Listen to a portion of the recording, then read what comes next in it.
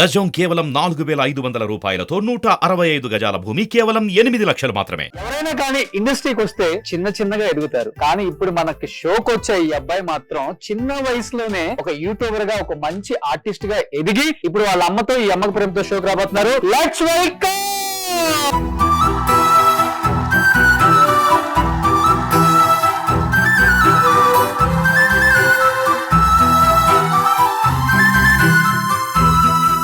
Babbu, Pareshan boys అంటేనే బబ్బు, బబ్బు అంటేనే పరేషన్ boys.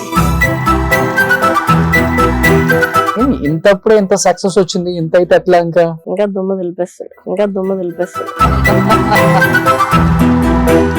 Super అని. నిజంగా ఫస్ట్ టైం అమ్మకి ప్రేమతో షోకి అమ్మతో వచ్చావు అనమాట. ఎలా అనిపిస్తుంది బబ్బు? బాగా అనిపిస్తుంది అన్న, కొంచెం టెన్షన్ కూడా అనిపిస్తుంది. ఎందుకంటే మమ్మీ ఏమేం బయట పెడతదేమో అని.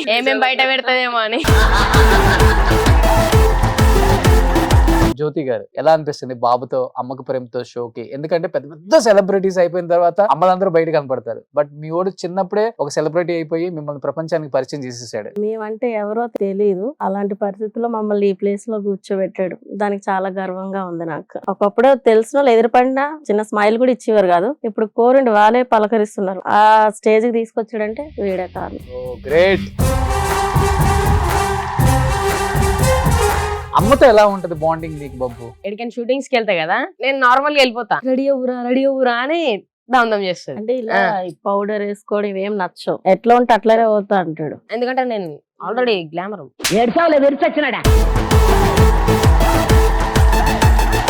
కానీ స్క్రీన్ మీద కనిపించాలంటే మేకప్ ఉండాలి కదా సార్, అట్లాంటివి ఇష్టం ఉండవు అనమాట. చెప్తే కోపడతాడు ఆ విషయంలో, నాకు ఇట్లానే ఇష్టం అని. ఇప్పటి నుంచే కోపం చాలా ఎక్కువ. నీ గురించి నిజాలు చాలా తెలియాలి ఇప్పుడు ఆడియన్స్ కి. పరేషన్ బాయ్స్ వీడియోలో చూసి చాలా కూల్ అనుకుంటారు. ఆడి విషయంలో ఏదైనా తప్పు లేకుండా మనం వాడిని ఏదైనా తప్పు కన్నా అనుకో, వాళ్ళు ఎంత పెద్దోళ్ళైనా గట్టిగా మాట్లాడతాడు. అట్లా ఇంటి మీదకి ఎన్ని తీసుకొచ్చాడమ్మా పంచాయతీలో? అయ్యో ఒకటే వచ్చింది సార్. వాళ్ళని చూసి అందరూ భయపడే టైప్ వాళ్ళు అనమాట. వాళ్ళ పిల్లని ఏదో అబ్బాయి బ్యాడ్ వర్డ్ మాట్లాడి గట్టిగా కొట్టినందుకు వీడు మాత్రం వాళ్ళతో గట్టిగా మాట్లాడితే నేను ఏడ్చుకుంటా బతిమలాడిన వాళ్ళని. నీకు ఎక్కువ అమ్మ ఇష్టమా నాన్న ఇష్టమా? ఇట్లాంటివి అడుగుతారేమన్నా? అమ్మ ప్రేమతో అంతే అడుగుతారమ్మా. మమ్మీ ఇష్టం, డాడీ కూడా ఇష్టం.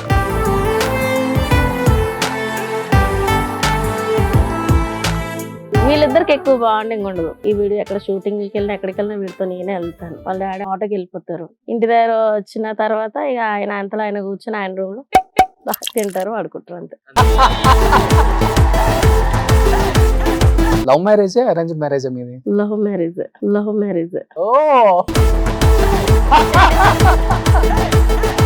ఎప్పుడైనా చెప్పిందా మమ్మీ లవ్ స్టోరీ? చెప్పింది. షార్ట్ కట్ గా చెప్పిందా, ఫుల్ గా చెప్పిందా? షార్ట్ గానే చెప్పింది. ఫుల్ గా చెప్పొచ్చు కదా. ఏం చెప్పాను అది చెప్పు అని. నాకు గుర్తులేదు మమ్మీ, నీ చెప్పు. ఈ హార్ట్ ని ఎలా దోచేసుకున్నారమ్మా ఆయన? అది చెప్పాలా సార్? ఏం లేదు, నాది చాలా చిన్న ఏజ్.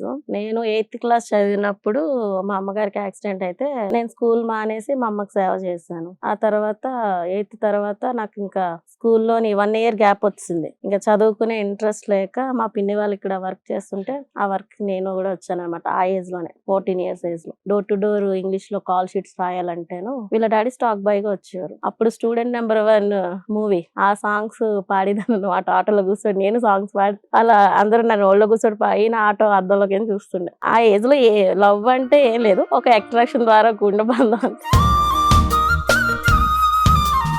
ఒక 3 years తర్వాత పెళ్లి చేసేసుకున్నాం. 17-18 years పెళ్లి అయితే